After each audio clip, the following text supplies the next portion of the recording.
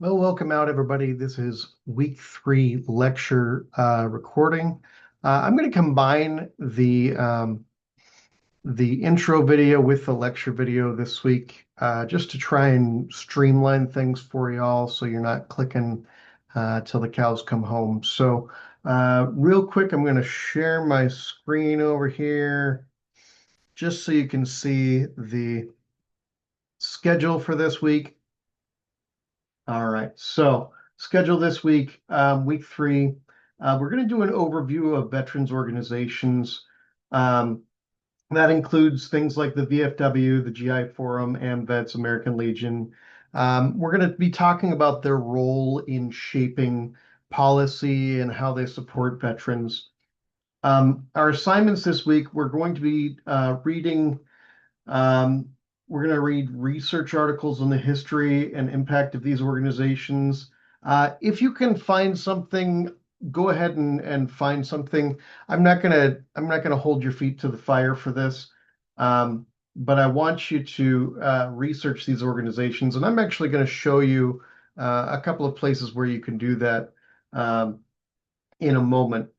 You're also going to choose 5 poems from warrior writers to read, and I want you to respond to 2 of those in writing. Now, a couple of you have expressed some difficulty in getting a hold of the warrior writers book. I've actually contacted warrior writers, and I'm going to see if Lavella can send me a PDF copy of the book, since most of you purchased it at this point. So I won't feel too bad about providing that if they give it to me. I can't guarantee they're going to, but uh, we did work together for a while, so we'll see what they do. In Tribe this week, we're reading chapter 3 in Bitter Safety, I Awake. We're also watching a video on veteran service organizations. Now, this video is rather long, and it's a bunch of veterans just sitting around talking about their various organizations that they like. So I encourage you to watch as much of that as you can. But if you take nothing else away, take enough away that you can write this comparative essay on the missions and achievements of 2 veterans organizations. And the YouTube video is actually nicely segmented so that you can see the different veterans organizations.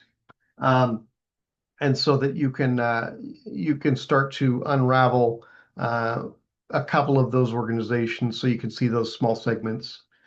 So if you use that video as a primary source, that's perfectly fine. I would, again, like you to find some research articles that talk about the history and impact of those organizations, though.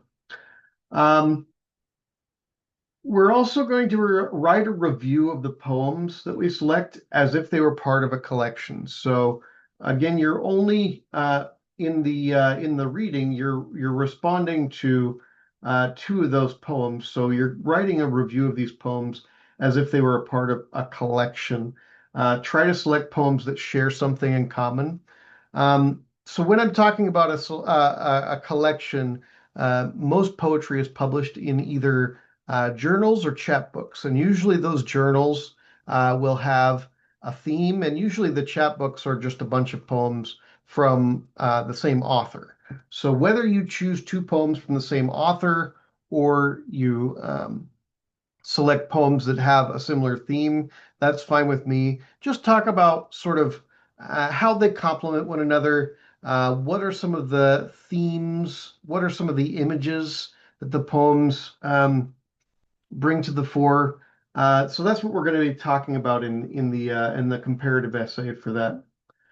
For the discussion questions, we're going to debate on the effectiveness of the organizations in today's context. And I would like to see some lively debate. Again, try to put the discussion as a high priority for you as you're working through this stuff, so that others have something to comment on and we can start these conversations. Um, Take a position about the effectiveness of these organizations and defend that position. You don't have to support these organizations if you think that somebody else is doing a better job. I want you to respond to each comment on your post. So I intend to comment on a bunch of the posts as they come. And then I want you to reply to 2 other posts just like normal. So we're ramping up a little bit for week 3. That's because your capacity is expanding, and I want to make sure that we're pushing you to really stretch your ability in writing and reading. So it's really going to be, it'll feel like a step up in the amount of work that you're doing.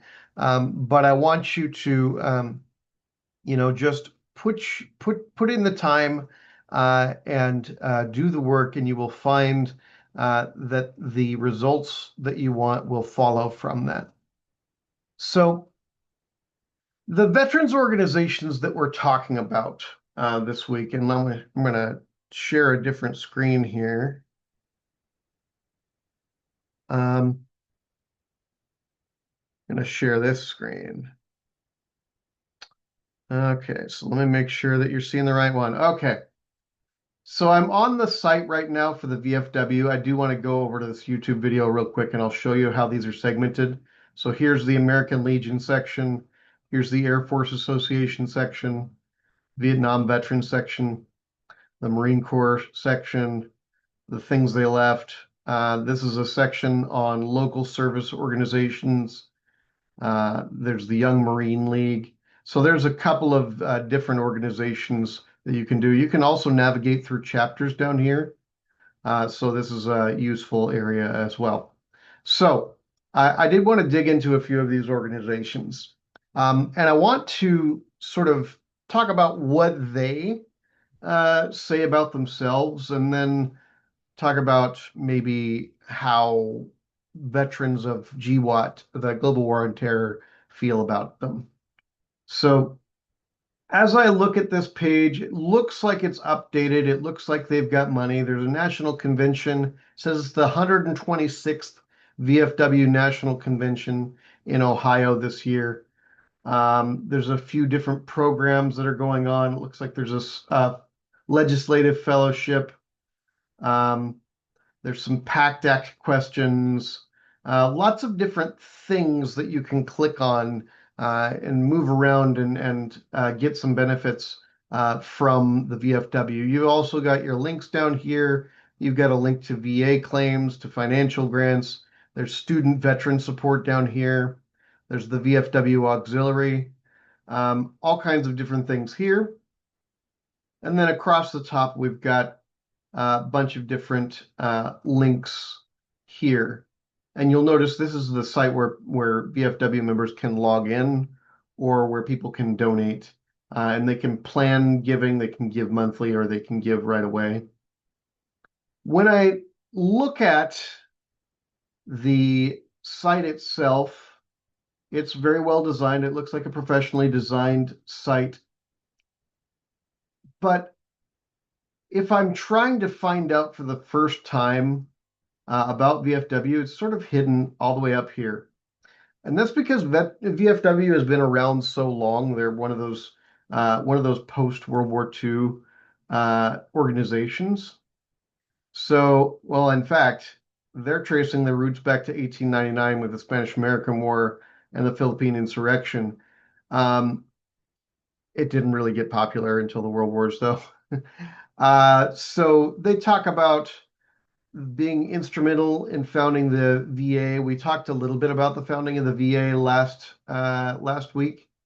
We're seeing that they're talking about getting Vietnam vets help with Agent Orange and getting Gulf War syndrome diagnosed. They're talking about the PAC Act and the Veterans Access and Accountability Act. And then they're also telling us that they are for more than just the traditional veterans that you can think of.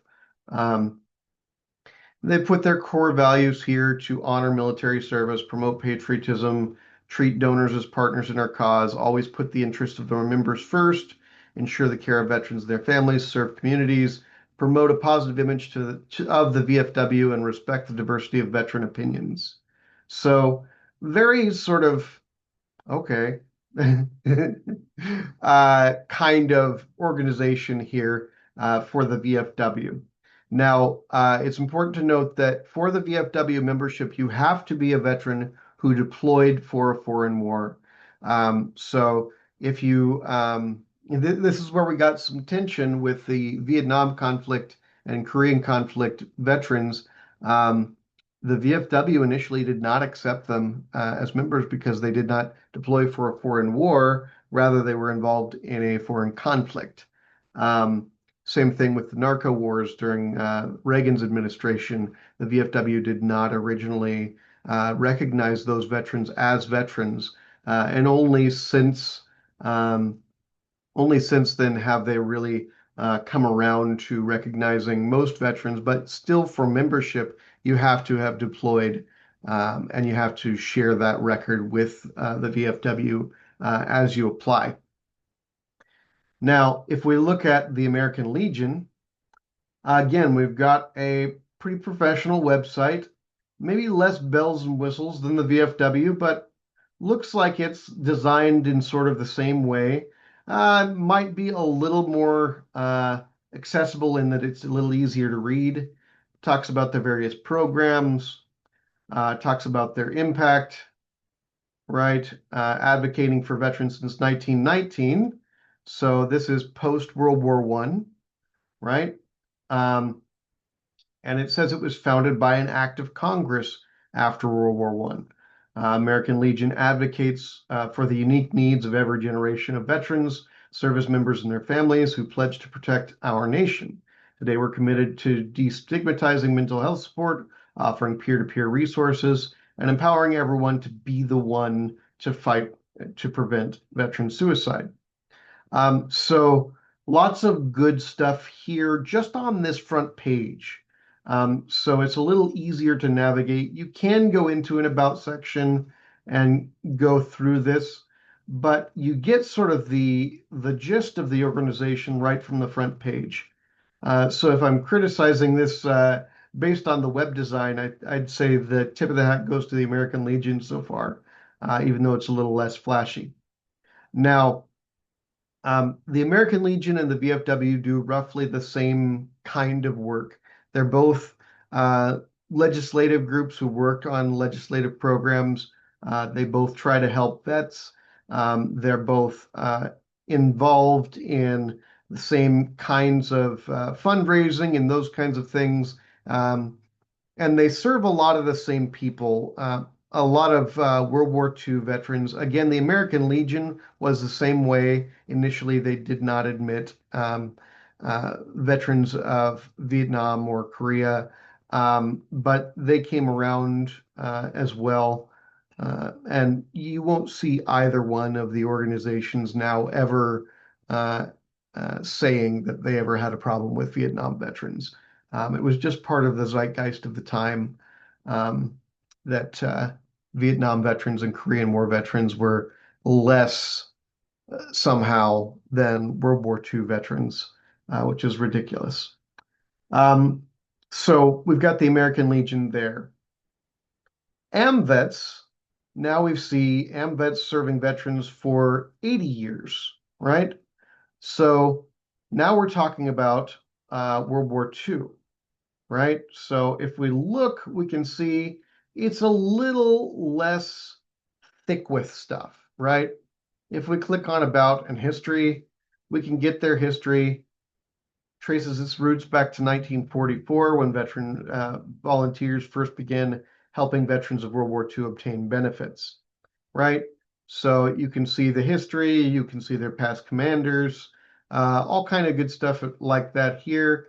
But again, they've got a shorter history than either the VFW or the American Legion. And so you can see how they haven't quite developed all of the same things, although each of them sort of has this shield emblem, which is reminiscent of a military emblem of some kind.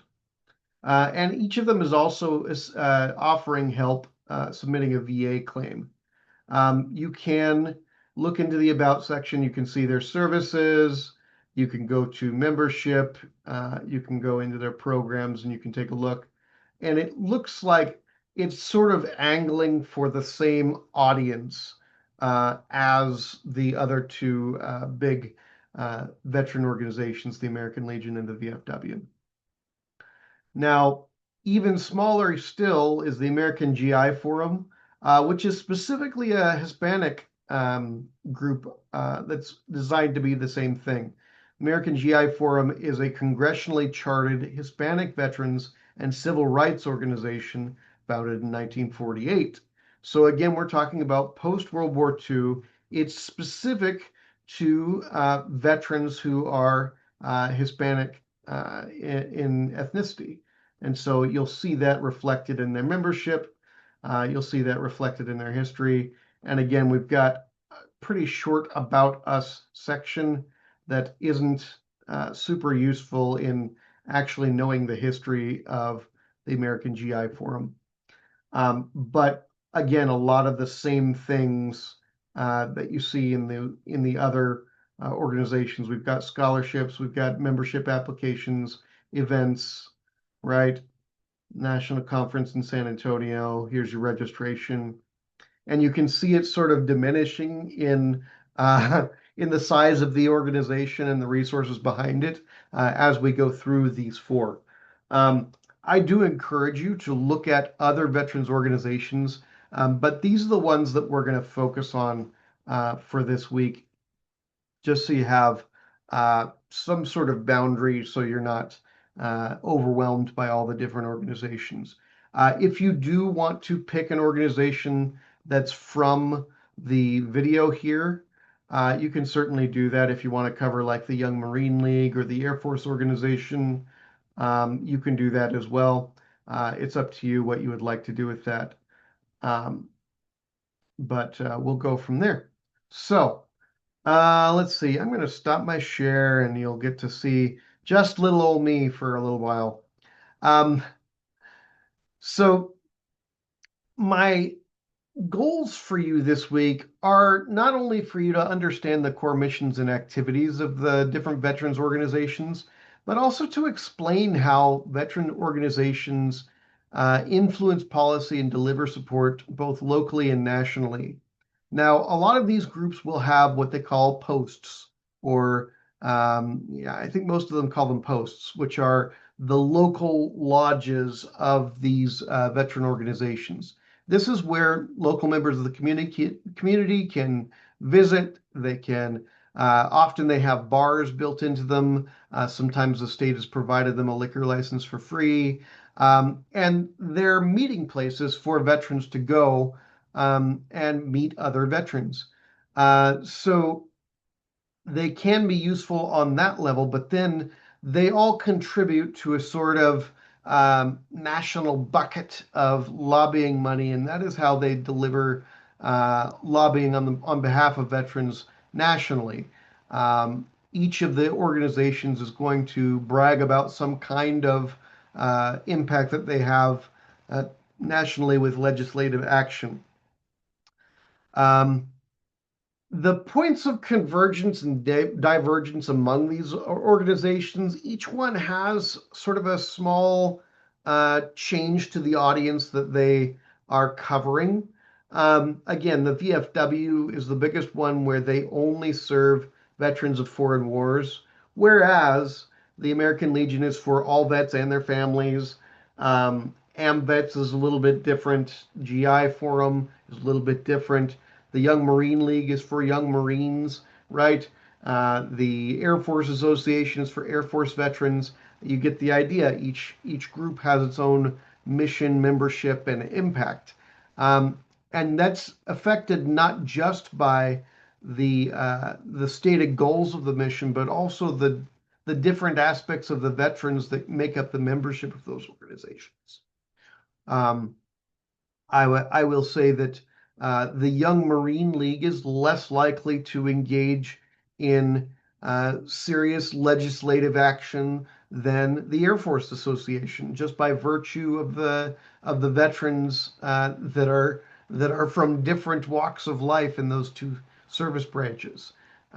So you can understand how each veteran organization has its place along the way.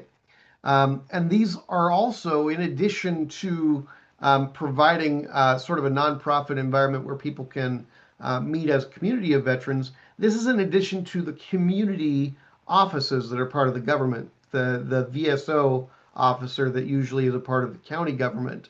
There's usually a state level official for veterans.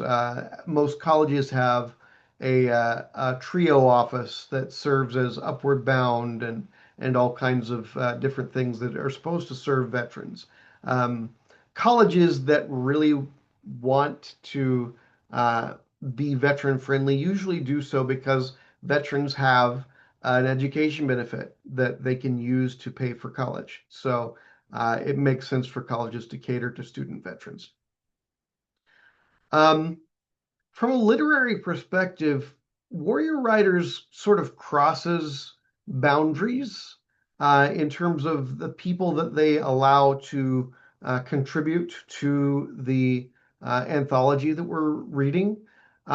They don't discriminate as far as, well, we're a Hispanic organization, we're a Navy organization, we're a foreign war veteran organization.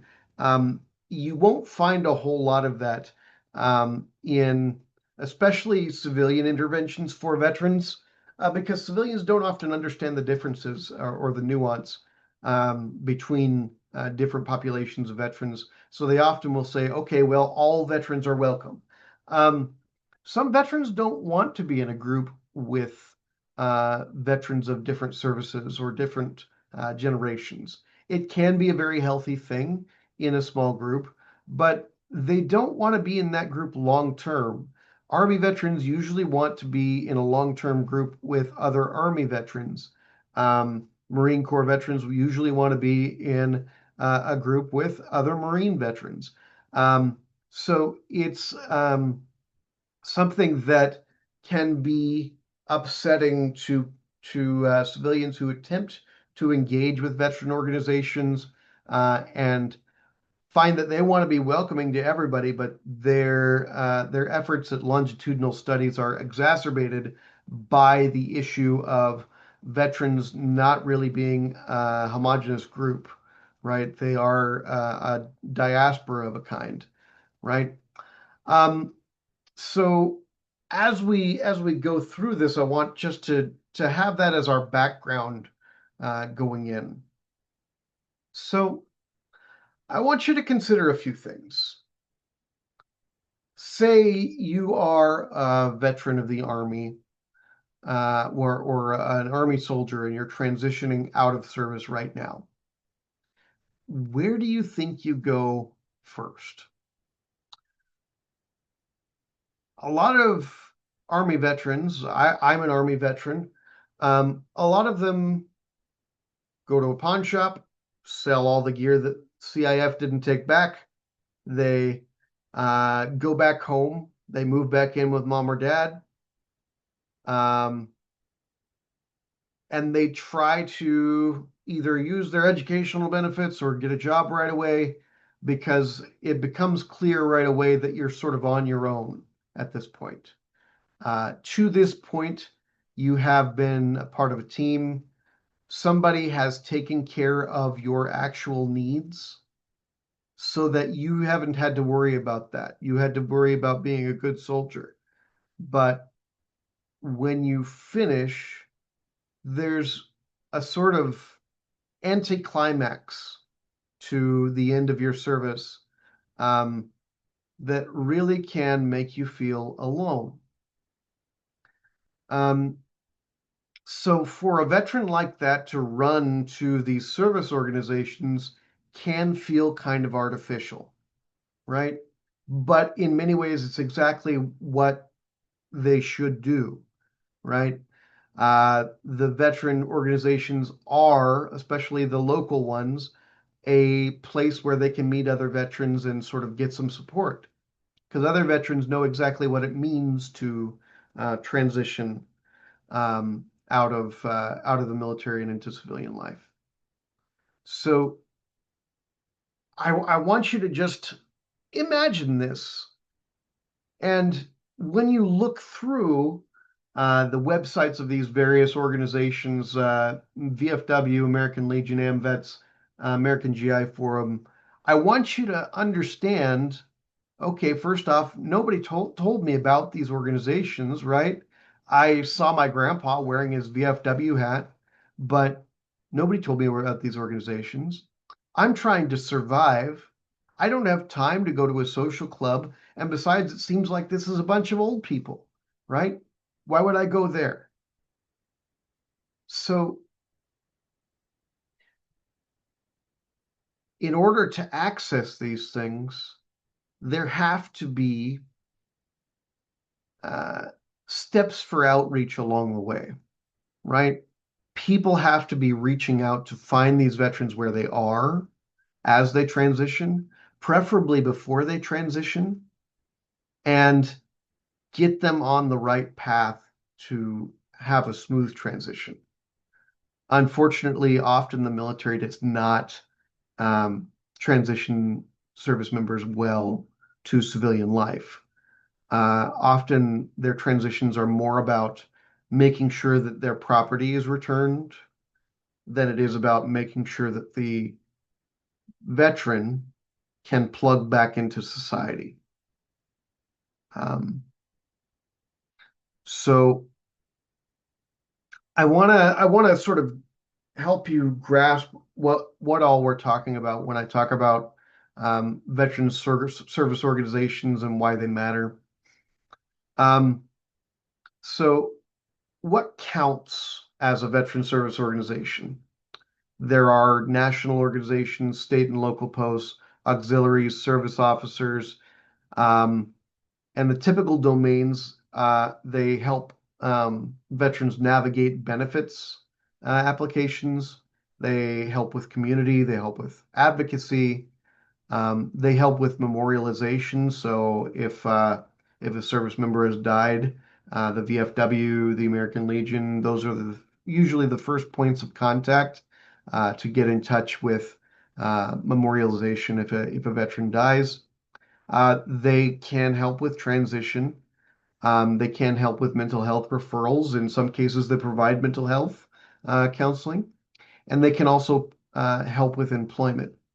So really, these organizations should be first stop for veterans who are in transition.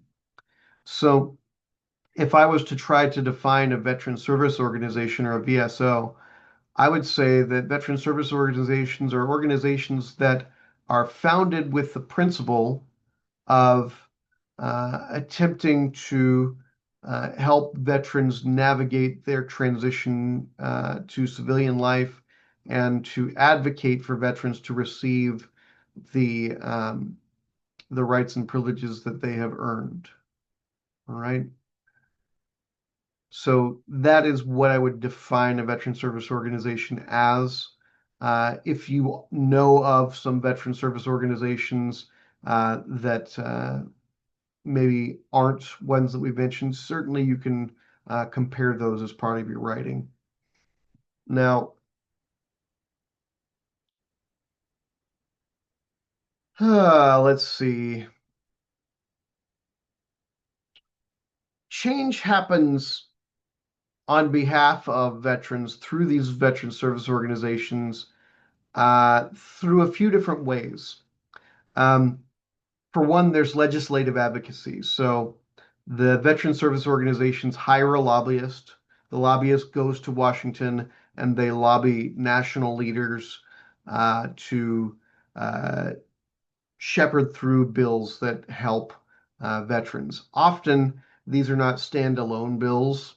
Most of the bills that are voted on in Washington these days are not um, single issue bills. Rather, they're compromise bills where everybody puts something in that they want, and then they argue about who should get what they want along the way.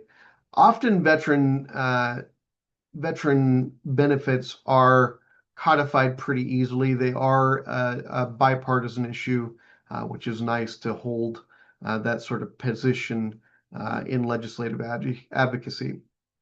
Um, these organizations also provide testimonies, both before Congress and uh, as written coalition letters from their members.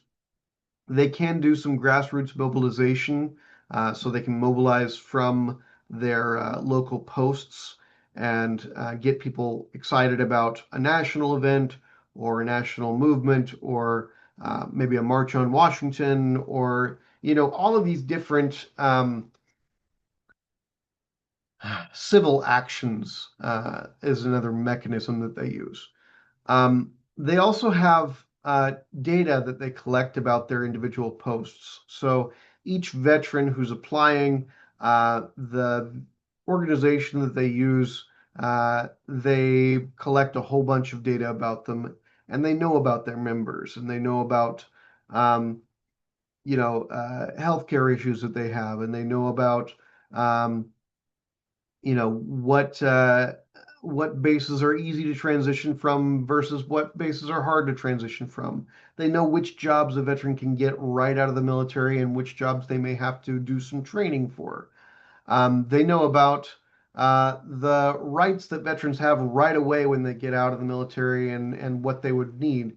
So they operate on data as well. And then they have convening powers. So they have the ability to bring veterans together in one place and bring attention to issues that are important to veterans. So that's another mechanism by which policy is influenced and change happens. Um, in education and benefits expansions, each of these organizations has worked along the way to expand uh, benefits and education. Um when the post 9/11 GI Bill happened, that was a big push from the veterans organizations. Um, where we were getting rid of Montgomery GI and we went to the post 9/11 GI Bill.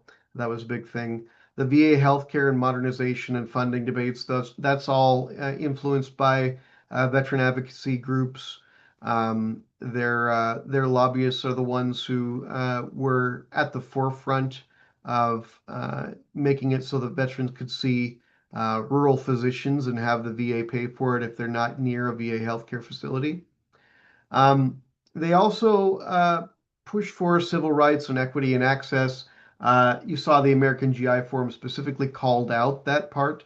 That's because they're a minority veteran group, and so they are more involved in advocating for their specific minority group than they are in veterans writ large. So it's a bit of a niche as well. But if we're talking about how successful these veterans organizations are, we should define what counts as success. Is success a bill that gets passed that adds new benefit to veterans? Is success not losing the benefits that we have? Is it a budget line or is it a veteran helped? What are those measures for success? I would say there are several levels of success.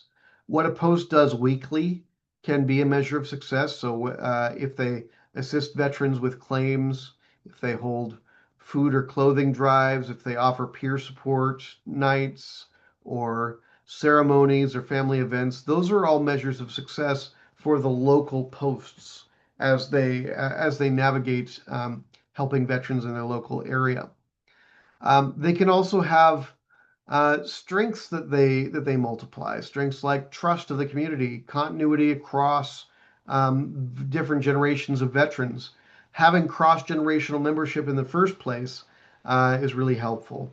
And the local legitimacy that they develop by engaging in service projects can also be really vital for these organizations, especially locally. Um, there is, to a lesser extent than the national level, there is state level and county level funding that can go to these organizations. But if they're not out there doing things, making a difference, then they're less likely to be selected for those additional benefits. Some of the gaps are inclusivity, right? We have some issues with the VFW in particular not accepting veterans who didn't deploy. The American GI Forum obviously is for Hispanics. That's fine for them to have that organization, but in writ large, we need to make sure that the VSOs are serving all veterans to the best of their ability, right? And we can have specialties certainly along the way, but we want to make sure that veterans are able to be a part of multiple different organizations to help them so that they can choose where they get the help. And because there's a problem with reach, right? You may not have an American Legion post near you, but you've got a VFW hall. Maybe you don't have either one of those, but you've got an AMVETS site. Whatever that is, right? It's important for you to be able to join that organization if it's the only one that's there for you, right? There's also a difference between the rural and the urban reach. Some of the urban posts are getting really, really run down, and some of the rural posts just don't exist, right? So you can travel a long way and not find a VFW hall or an American Legion. And in the city, you might find one, but that doesn't mean it's a place that you want to be. There's also the problem of aging membership, right? As I've said, a lot of these organizations were founded for a specific area, a specific generation of veterans, and younger veterans often don't feel like it's a place for them. The post 9/11 vets really they feel a little bit left behind by some of these organizations. Um, I, I personally am guilty of every time I see a commercial for Wounded Warrior Project or American Legion, I'm like, well, they're not helping me, right? Where's my weekly help your veteran check? Right? I don't get that, right? But that's largely because I have been successful in reintegrating and I don't need the help, right? So that's why I haven't been served by them. It's not because they are distributing checks and I'm just not involved in that. No, they're investing in outreach and programs and things that I just don't happen to need, but that veterans writ large certainly could use access to. All right, so I want to dig into Warrior Writers. Again, this is a Veterans Voices class, right? So it's good for us to tell stories from the perspective of veterans. And what better way to do that than by reading what they write? So I'm on page 124. This is Benjamin Schrader's poem, Happy Birthday. June 9th, 2000. The Devils win the Stanley Cup. Gary is carrying a keg above his head. This place is crazy. June 9th, 2001. 21. Limo. Downtown Denver. Avs beat the Devils in the Stanley Cup. Our clique, the Hungry Strangers, are born. June 9th, 2002. Wow. This year has been crazy. Joined the Army, 9/11 boot camp. Now we're in Germany drinking at O'Shea's for the birthday. June 9th, 2003. Kosovo. This place is hell. Cold in the winter, hot in the summer. What the fuck are we doing here? June 9th, 2004. Damn. I wish we were back in Kosovo.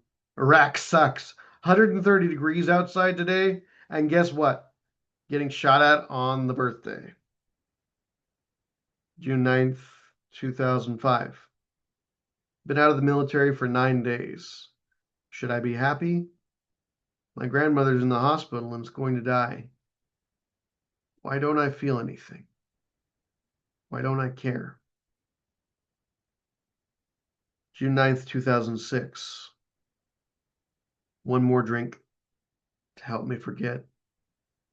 One more pill to kill the pain. Fighting for the numbness that I hate so much. June 9th, 2007. I'm told it gets better. If you let it, that it gets better if you try. I try to put the pieces together, remake sense of it. June 9th, 2024. The bombs still echo while the candles still burn. Distant memories serve as lessons for today. To another year, hopefully not pissed away. Let's read one more. This is on page 76. It's by Hugh Martin. It's called The Stick Soldiers. To soldiers, I hope the war is fine. Girl Scout Troop 472. The children have colored the cards dated from December with Christmas trees, piles of presents, snowmen smiling, waving. Sarah wants a doll, Evan a dog. Kyle promises to pray for us. Outside the hooch, we open mail. Hundreds of letters from youth groups, scout troops, classes of school children. Kearns wants to write back, ask for pictures of older sisters. We tape our favorites to the door. In blue crayon, a stick figure soldier poses as he's about to toss a black ball, fuse burning, at three other stick figures. Red cloth wrapped over faces, Iraqi written across stick chests. In Jalula, the children draw us pictures too. In white chalk on concrete walls, a box-shaped Humvee with two antennae. Rising like balloons from the hatch, a stick soldier holds a machine gun. He waves at us and Humvees. Further down the wall, a stick man holds an RPG, aimed toward the Humvee. The waving soldier's head. What the children want for Christmas, or what they just want.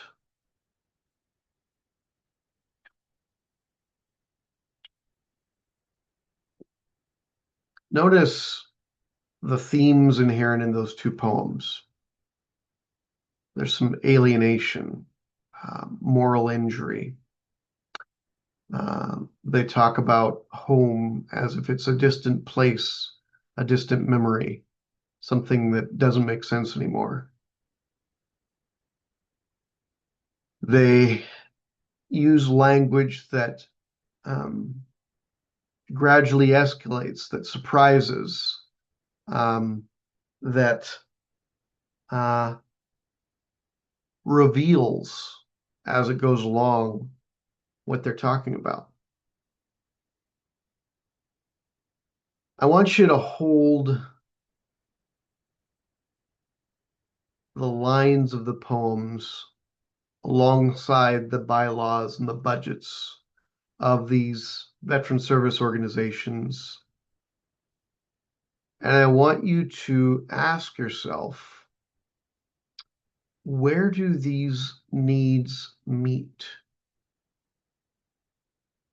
Where do we see crossover between what is being displayed on the part of these veterans and what the veteran service organizations are offering?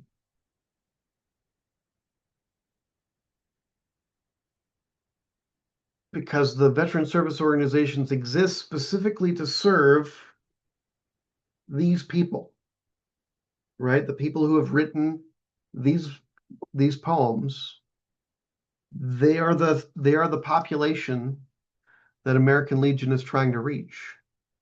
So how does it stack up? Think about that. You can include it in your writing if you would like. In Tribe, chapter 3, right? In bitter safety, I awake. Note bitter safety, right? Right from the beginning, in bitter safety, I awake. We're experiencing here in Younger's narrative the leftovers, what happens after a person's service. We didn't get a chance to meet Sebastian Junger before he served. Rather, we meet him after he served. And that tells us something about who he is now, but it may not tell us who he was before. And if he is experiencing bitter safety, it tells us that this safety is unappetizing for him. And also that safety alone isn't sufficient for him.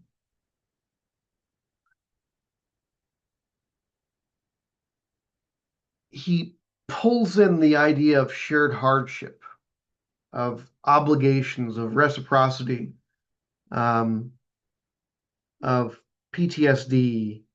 If war, on 77, he writes, if war were purely and absolutely bad in every single aspect and toxic in all its effects, it would probably not happen as often as it does. But in addition to all the destruction and loss of life, war also inspires ancient human virtues of courage, loyalty, and selflessness that can be utterly intoxicating to the people who experience them.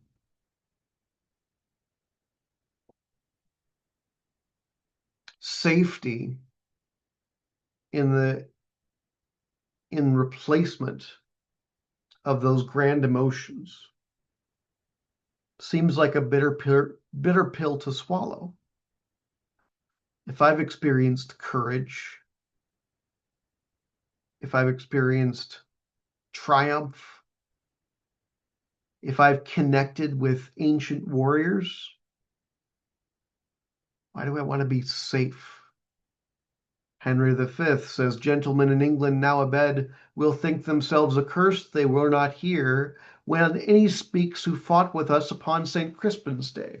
And he's right. They held their manhoods cheap.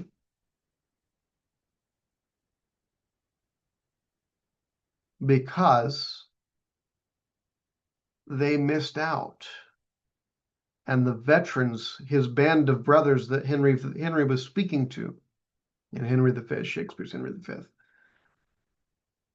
all felt a brotherhood with one another because of that shared struggle. If safety alone is not sufficient, how might these veteran service organizations cultivate meaning for veterans without romanticizing their hardship, without putting them on a plinth and saying, you are beyond anybody's help? You don't have to prove anything to anybody, because we do. We have to come back and prove ourselves time and time and time again. We have to prove that we are disciplined, prove that we will show up, prove that we are mentally stable enough to hold down work. And the way that these veteran service organizations can help is to give us service work to do, to give us shared work, to give us identity, to keep us from being excluded, to give us rituals that replace the rituals that we're used to.